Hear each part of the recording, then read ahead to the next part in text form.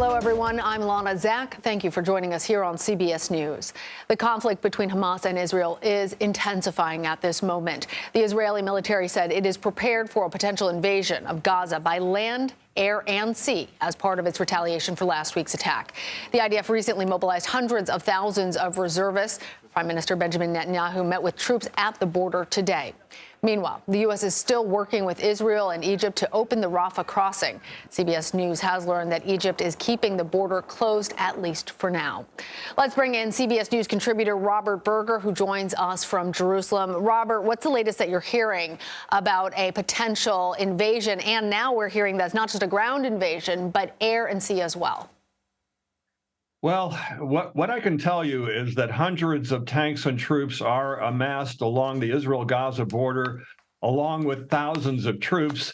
More than 300,000 reservists have been mobilized. So, but they still need to gather intelligence. It's a very complicated operation. At this point, it seems to be a question of not if there will be a ground invasion, but when.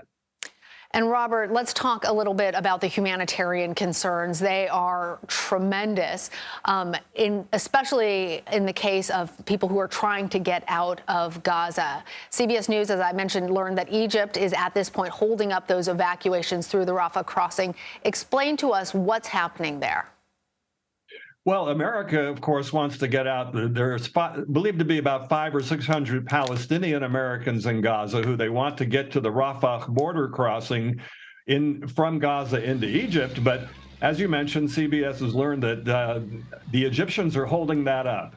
Why? We don't exactly know. But what I can tell you is that Egypt is very concerned about a mass exodus of Palestinians from southern Gaza into Egypt. A mass exodus of Palestinian refugees. So perhaps that's the reason that they're keeping the border crossing closed. I want to also ask you in the time that we have about some of the pressures that the leadership in Israel is facing, in particular Prime Minister Benjamin Netanyahu trying to defend Israel, coming out with a very hard stance. But there is an overall international response that is cautioning him about the humanitarian crisis that exists in Gaza right now. How is all of that being balanced?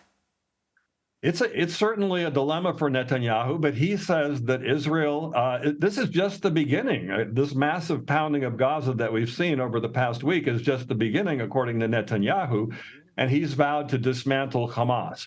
Now, despite the humanitarian crisis there, and I have to say he has enormous public support to do this. The Israelis are in shock over the massacre of more than 1,300 of their fellow citizens. And the mood in Israel is, no matter what's happening on the other side, that Israel needs to do what's necessary to destroy Hamas.